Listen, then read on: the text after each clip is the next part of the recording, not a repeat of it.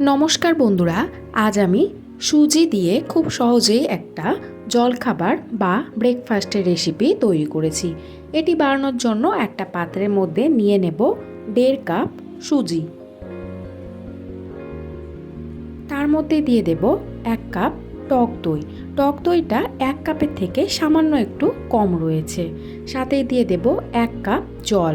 সবসময় সুজি, টক দই এবং জল একই কাপ দিয়ে মেপে নেওয়ার চেষ্টা করবেন। এবারে ভালো করে মিশিয়ে নিতে হবে। সুজিটা ভালো করে টক দই দিয়ে মেশানো হয়ে গিয়েছে। এইভাবে ঢাকা দিয়ে রেখে দেব 10 মিনিট। এবারে আমি কিছু সবজি চপড করে নেব। তার জন্য আমি এখানে নিয়ে নিলাম 2টো পেঁয়াজ, অর্ধেকটা ক্যাপসিকাম এবং একটা গাজর।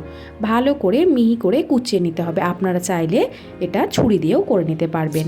দেখুন সবজিগুলো ভালো করে কুচি করে নেওয়া হয়ে গিয়েছে। ততক্ষণে সুজিটাও আমার 10 মিনিট মতো রেখে দেওয়া হয়েছিল। দেখুন সুজিটা কতটা ফুলে উঠেছে। এবার এর মধ্যে দিয়ে দেব পরিমাণ মতো লবণ, দিয়ে দেব এর মধ্যেই জিরে গুঁড়ো 1 চা চামচ, সাথে দিয়ে দেব চিলি ফ্লেক্স। আপনারা চাইলে এর পরিবর্তে কাঁচা লঙ্কা কুচিও ব্যবহার করতে পারবেন। এবারে কেটে রাখা সবজিগুলো দিয়ে দিলাম। তার মধ্যে দিয়ে দেব 1/2 চা চামচ বেকিং পাউডার।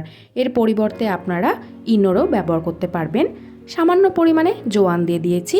আবারও দিয়ে দিলাম 1/2 কাপ জল।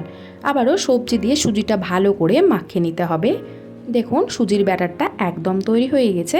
এবার একটা প্যান গরম করে নিয়েছি। তার মধ্যে দিয়ে দিলাম 1 চামচ সাদা তেল। তেলটা ভালো করে গরম করে নেওয়ার পরে গ্যাসের ফ্লেমটা লো ফ্লেমে রেখে দিয়ে সুজির ব্যাটারটা দিয়ে দেব 2 হাতা। সুজির ব্যাটার দেওয়ার সময় গ্যাসের ফ্লেম অবশ্যই লো ফ্লেমে রাখবেন।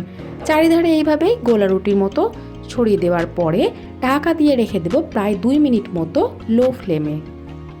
2 মিনিট বাদে ঢাকা খুলে দেখে নেব। দেখুন একটা পিঠ ভালো করে সেঁকে নেওয়া হয়ে গিয়েছে। এবারে অপর পিঠটা উল্টে দেব। অপর পিঠটা ভালো করে সেঁকে নিতে হবে। তার জন্য আবারও লো ফ্লেমে 1 মিনিট মতো ঢাকা দিয়ে রাখবো। 1 মিনিট বাদে ঢাকা খুলে দেখে নেব। দুটো পিঠই ভালো করে সেঁকে নেওয়া হয়ে গেছে। এবারে এটা প্যান থেকে তুলে নেব।